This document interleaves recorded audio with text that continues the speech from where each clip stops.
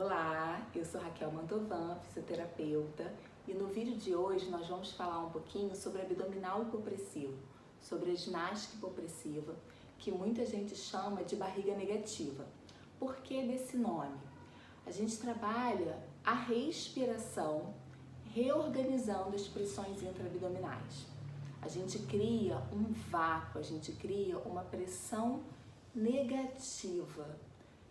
E com isso a gente consegue trabalhar todo o posicionamento dos nossos órgãos e aí sim a gente consegue o afinamento da cintura. A gente não tem uma queima calórica grande nesse trabalho, é só um trabalho respiratório, não é um trabalho cardiovascular, não tem um trabalho aeróbico envolvido, então a gente não vai reduzir peso, a gente não vai reduzir gordura.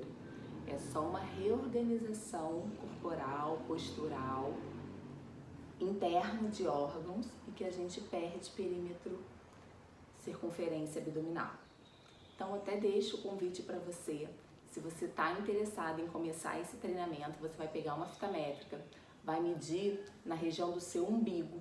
Eu quero que você meça normal, então você fica parado, relaxa as pernas, faz a medida, vê quanto tá. Anota ou então fotografa. Depois eu vou pedir para você fazer uma inspiração bem grande. Puxa todo o ar que você puder e lá no umbigo ainda mede quanto é que tá. Depois você solta o ar até o final e continua medindo quanto que você teve de circunferência na região umbilical. Deixe isso guardado. Lá na frente a gente vai comparar, tá? Com como você tá hoje, antes de começar o treinamento. E Raquel, tá bom, mas eu não me importo com a minha cintura, eu não tô nem aí para melhorar minha parte estética.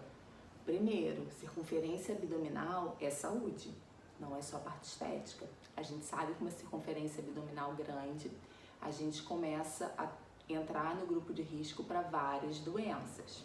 Então, circunferência abdominal é saúde, não é só estética, não esqueça disso. Além disso, na ginástica hipopressiva, a gente consegue inúmeros benefícios, não é apenas a redução do perímetro abdominal. A gente vai estar melhorando e muito a condição do nosso assoalho pélvico, nós vamos trabalhar muito o períneo, então é maravilhoso para quem tem incontinência urinária, bexiga caída, porque nós trabalhamos muito, a gente reduz a pressão intraabdominal, a gente faz uma sucção, o nosso períneo, ele trabalha conjunto com o diafragma.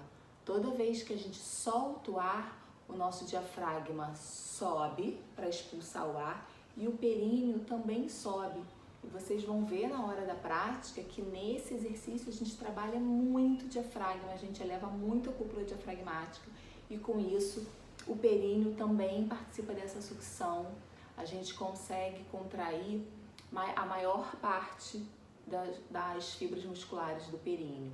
A gente muitas vezes quer fazer um trabalho de períneo, a gente trabalha só na contração, solta o ar, prende o xixi, interrompe o fluxo. Com esse tipo de exercício, a gente trabalha no máximo 20% das fibras do períneo, porque só 20% das fibras do períneo são de contração voluntária. E as outras 80%, como que a gente trabalha? Um dos exemplos para trabalhar é fazer a hipopressiva. A gente vai estar estimulando esses 80% de fibras que são involuntárias, que funcionam sem a sua vontade. Outro benefício para quem tem hemorroida também é bem legal, porque a gente diminui a pressão na cavidade e a tendência é que a gente consiga uma melhora do quadro da hemorroida. Outra coisa super, hiper importante é que a gente melhora muito a postura. O diafragma, quando ele está muito tenso, que é o que a gente vê na maioria das pessoas, como é que a gente sabe que o diafragma está tenso? Aquela pessoa que tem tendência de respirar muito apical, respira só aqui em cima, a barriga não sobe e desce na respiração. Isso é um dos sinais que o diafragma está tenso. E é o que acontece com a maioria das pessoas, porque a gente vive estressado, a gente vive numa correria, a gente não consegue parar e relaxar. essa vida que a gente leva faz com que a maior parte das pessoas tenha uma respiração mais apical, que sejam mais ansiosos, e a gente sabe que a respiração tem mão dupla. Quando a gente acalma a respiração, a gente acalma a nossa mente. Se a nossa mente está calma, a nossa respiração também fica mais tranquila, também fica mais abdominal. O diafragma, como eu estava falando, o diafragma é um músculo muito importante na nossa postura. Ele tanto pode fazer com que a gente tenha uma hiperlordose, um aumento da curvatura lombar muito grande, principalmente na parte alta, já chegando lá na dorsal, como ele pode também fazer com que a gente aumente a hipercifose. Vai depender de todo o equilíbrio das suas cadeias musculares para saber qual alteração que ele pode dar em você ou não. Mas a gente liberando esse músculo diafragma com a ginástica hipopressiva, a sua postura vai melhorar e muito. Além do mais, a gente trabalha a respiração na hipopressiva adotando várias posturas. Tem uma série de posturas evolutivas. Então, vamos partir agora um pouquinho para a prática. A minha sugestão é que vocês podem começar a fazer isso, já que vocês estão em casa, de frente para o espelho, para vocês terem noção do que está acontecendo no corpo de vocês, mas isso só de forma inicial, só para vocês terem noção do que está acontecendo. Depois eu não quero que vocês fiquem na dependência do espelho, tá bom? Vocês vão levantar um pouco a blusa ou tirar a blusa, como vocês quiserem. Antes de você iniciar propriamente a ginástica hipopressiva, eu sugiro que você tente liberar um pouco o seu diafragma, porque vai ficar bem mais fácil você conseguir realizar os exercícios. Então, você vai passar a mão, procura aqui, ó, a junçãozinha das costelas aqui no meio, logo abaixo do externo, no apêndice xifoide, e vai fazendo uma pressão dentro do seu conforto, dentro do que você tolerar.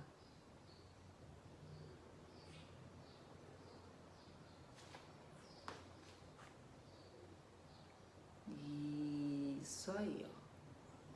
Pega nas suas costelas, vai sentindo o contorno dela.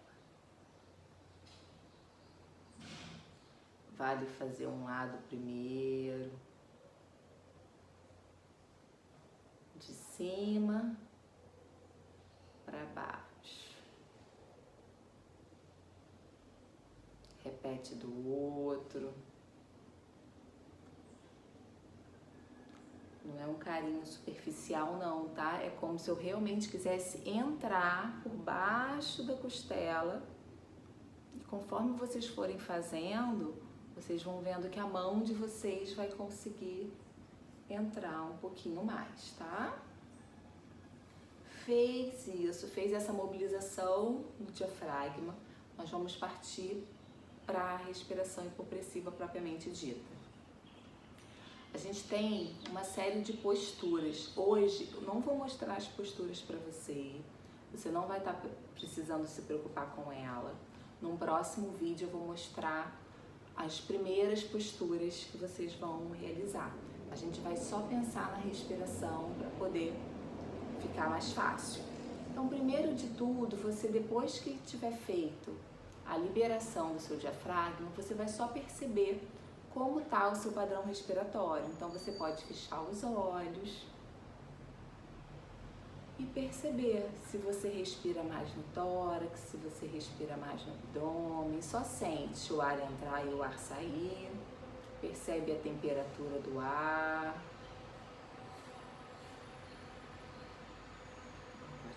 Se conecte com o seu corpo. É super importante a gente estar fazendo esse exercício num lugar calmo, tranquilo, que ninguém vá te interromper, porque tudo isso ajuda a gente a aumentar a consciência respiratória, aumentar a tranquilidade. A gente fazer todos os exercícios no estado meditativo vai te trazer muito mais benefícios, muito mais vantagens.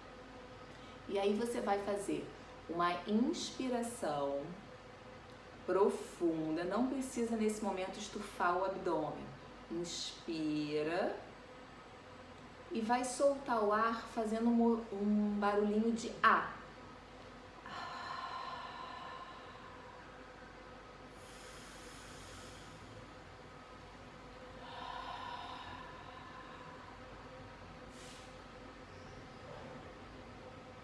Na terceira, solta todo o ar. Prende nariz e boca e aspira.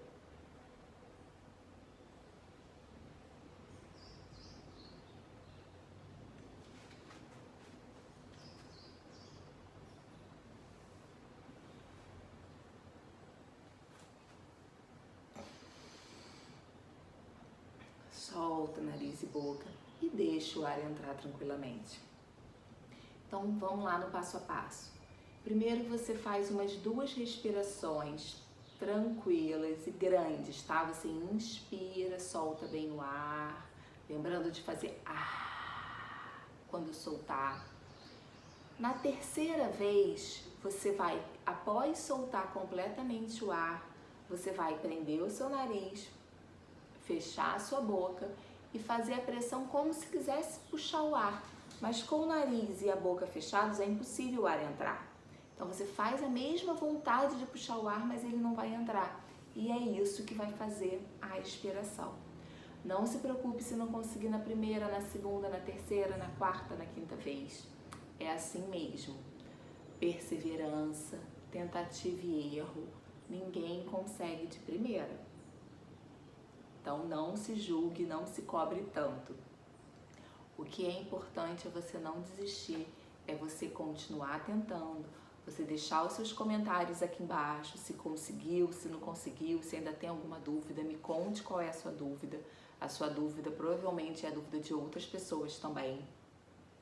E eu quero que você, o principal para você saber se você está fazendo certo ou não, é que quando você soltar o nariz e a boca, você precisa estar com vontade de puxar o ar. Se você, após soltar nariz e boca, você perceber que quando você termina a expiração, que você solta o nariz, solta a boca, o seu ar está saindo, é porque não está certo, você não conseguiu fazer ainda corretamente. Quando você soltar o nariz e a boca, você tem que estar precisando puxar o ar, porque a nossa aspiração foi durante uma expiração forçada. Então você estava sem ar no pulmão e você manteve segurando, sem ar. Você pensou em puxar, mas você não deixou o ar entrar. Boca e nariz estavam fechados. Então você já está bastante tempo sem puxar o ar e vai precisar deixar ele entrar. Combinado? Dá um joinha aqui no vídeo, não esquece.